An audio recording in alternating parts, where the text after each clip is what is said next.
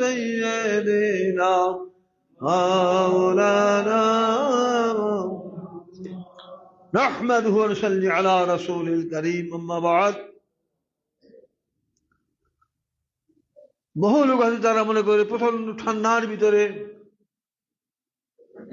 ঘরে বসেই তো শোনা যায় মাইকের বিশাল আওয়াজ, দোকানে বসে শোনা যায়, মাহফিল স্থলে যাওয়ার কি প্রয়োজন,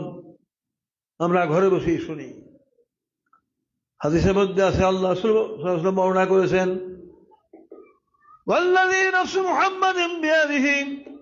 আল্লাহ কসম করে ঘোষণা করেছেন, আমি সে আল্লাহর কসম করে বলি যে আল্লাহ হাবিব মুহাম্মদ সাল্লাল্লাহু আলাইহি ওয়াসাল্লামের জীবন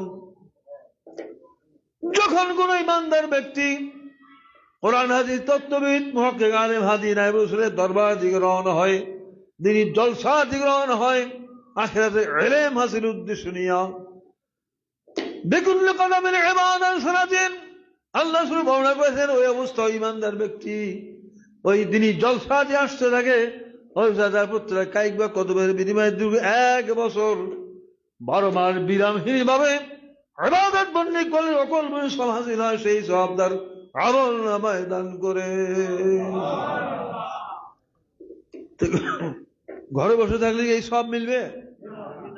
মেয়ে লোকদের পর্দার যে ফরজ,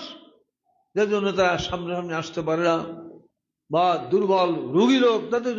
ওজন হিসেবে তারা সব পাবে, কিন্তু এইভাবে তাদের ওজন নাই, তাদের কারো পক্ষে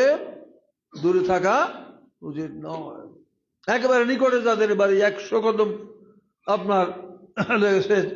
হাদিসে বর্ণনা 100 বছর বিনামূল্যে ইবাদত বন্দেগী আল্লাহ দান